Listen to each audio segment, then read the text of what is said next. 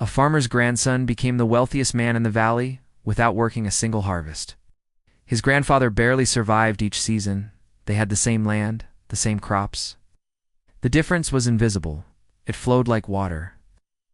This is the margin multiplier principle. In 1867, there was a village where every farmer understood sweat.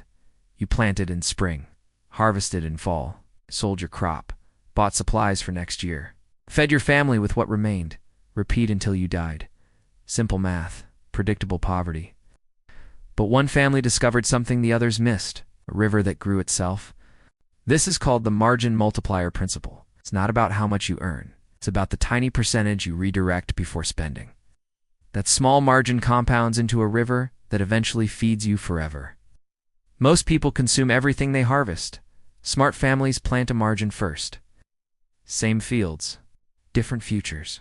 Let me show you 3 generations of farmers from the same valley, same starting conditions, completely different endings. Meet Henrik in 1867. Young farmer, inherited 8 acres from his father, who inherited it from his father. The land produced enough wheat to feed his family and sell surplus at market. Good years he earned $180, bad years $120, average year $150. He spent $145 on seed, tools, food, clothes, winter supplies, saved $5 when he could. Most years, nothing. Henrik worked 40 harvests in his lifetime, earned roughly $6,000 total, spent $5,800, saved $200 over 4 decades. He died at 62 with $200 in a box under his bed. His son inherited the same 8 acres, same cycle, same poverty. This is what everyone in the valley did. Work, harvest, consume, repeat. But Henrik's neighbor Thomas did something different in 1867. Same 8 acres, same wheat, same market prices, same $150 average annual income. But Thomas had a rule. Before anything else, 10% goes to the river.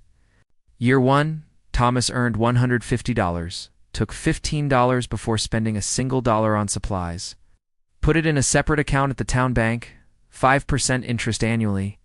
He lived on $135 that year. Tighter than Henrik's $145, but he started the river. Year 5, Thomas had $82 saved. It's not from the original deposits alone. The interest was compounding. His money was earning money. Year 10, he had $189. The river was flowing faster than his annual deposits now. Year 20, he had $493. The compound growth was multiplying faster than he could save manually. Year 30, Thomas was 60 years old. His river held $966. But here's what changed everything. He didn't touch it. He let it flow to his son. The principle compounds across generations, not just across years. This is what Henrik never understood. The river isn't for you. It's for the family line. Thomas's son John inherited the farm in 1897, but he also inherited the river. $966 in the account. He continued his father's rule. 10% of every harvest goes to the river before any spending. Year 1, John added $15 to the existing $966. The account now had $981 at 5% interest. It generated $49 the first year. The river was producing more than his deposits. John worked 35 harvests. It added $525 total over his lifetime. But the river grew to $3,847 by the time he passed in 1932. His deposits were $525. The compound interest added $2,881. The river did more work than John did. He barely survived each season, just like his father. But the river was building wealth invisibly. Henrik's grandson was farming the same 8 acres in 1932. Same wheat, same poverty. Still spending everything, still saving nothing. The cycle never broke because no one started a river. Thomas's grandson, Michael, inherited the farm in 1932. He also inherited a river worth $3,847. Michael continued the 10% rule, added roughly $15 annually. But now, watch what happens when the base is larger. Year 1, his $3,847 generated $192 in interest, more than his entire annual deposit. The river was now flowing faster than he could manually fill it. Year 10, 1942. Michael's river held $6,789. He worked the same land his grandfather worked, made the same money from wheat, but his river generated $339 that year in interest alone. His deposits were $150 over 10 years. The river added $2,942 through compound growth. Year 20, 1952. The river reached $11,234. Annual interest, $562. Michael's wheat crop earned him $150 that year. His river earned him $562. The river was making nearly 4 times what his labor made. He was still farming, still working hard. But the river was working harder. Year 35, 1967. Michael was 65. Ready to stop farming. His river held $21,089. That year alone, it generated $1,054 in interest. Michael could live on that interest without touching the principal. He stopped working the fields. Rented the land to a younger farmer for $200 annually. His total passive income, $1,254 yearly. He lived comfortably without harvesting another crop. Henrik's great-grandson was still farming the same 8 acres in 1967. Still poor, still working until his body broke, still spending everything. The cycle continued because the river never started. 3 generations, same land, same crops, same starting conditions. One family stayed in poverty. One family built a river that eventually bought their freedom. The difference was invisible to everyone in the valley. It was a margin, 10%. $15 annually for 3 generations. Here's what most people miss. Henrik and Thomas both worked equally hard. Both earned the same, both struggled each season. Henrik saw that $15 margin as too small to matter. What's $15 when you need $145 for supplies? Thomas saw that $15 as the seed of a river that would flow for generations. The margin multiplier works through time and compound interest. Small percentages become massive sums when left to multiply across decades. A 10% margin sounds insignificant today. But over 30 years at 5% compound interest, it doesn't just add up. It multiplies. The growth curve isn't linear. It's exponential. Check your current flow. Every dollar you earn is water. Right now, all that water flows through your hands and disappears. You consume it. It's gone forever.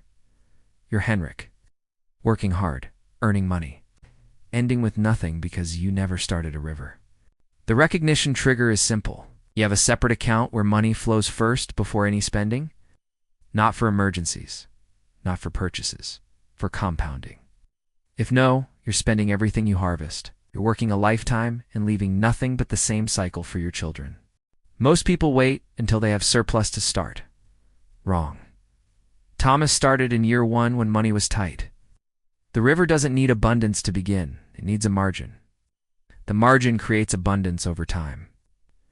Waiting for abundance means never starting. Your Monday protocol is this. Open a separate account today, not a savings account, an investment account. Brokerage, index fund, something that compounds at market rates, 7 to 10% annually. This is your river, next income. Whatever it is, root 5% there. Before anything else, not after bills, not after expenses. Before, if you earn $3,000 monthly, $150 goes to the river first. Month 1, you have $150 in the river. Feels pointless. Month 6, $900. Still feels small. Year 1, $1,800. Starting to matter. Year 3, $5,940.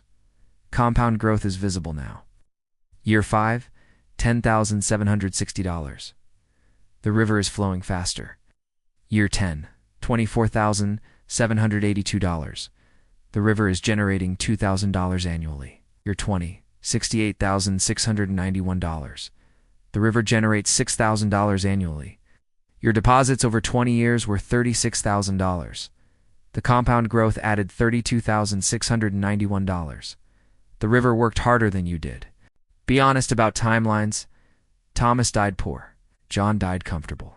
Michael retired wealthy. This is a generational game, not a yearly game. The margin you start today might not free you, but it will free your children. Their children will live differently because you started the river. Henrik's great-great-grandson is still farming that land today, still working, still barely surviving, still spending everything. 5 generations, same poverty, same cycle, because Henrik thought $15 was too small to matter. Thomas's great-great-grandson doesn't farm. The river is worth $847,000 now. It generates $60,000 annually. 6 generations of 10% margins compounding at market rates. The family line broke free because Thomas saw that $15 differently. Same valley, same land, same opportunity. 2 families.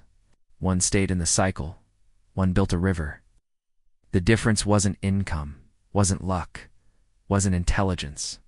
It was a margin. Now, 10%. Started in 1867, still flowing in 2025. You're standing where Thomas stood in 1867, same choice. Start the river or stay in the cycle. The margin feels small today. The river will be massive in 30 years. Your grandchildren will either thank you or repeat your poverty. What's flowing to your river this month? If nothing, you're Henrik. If something, you're Thomas. That choice is happening right now. It's more wealth principles ahead.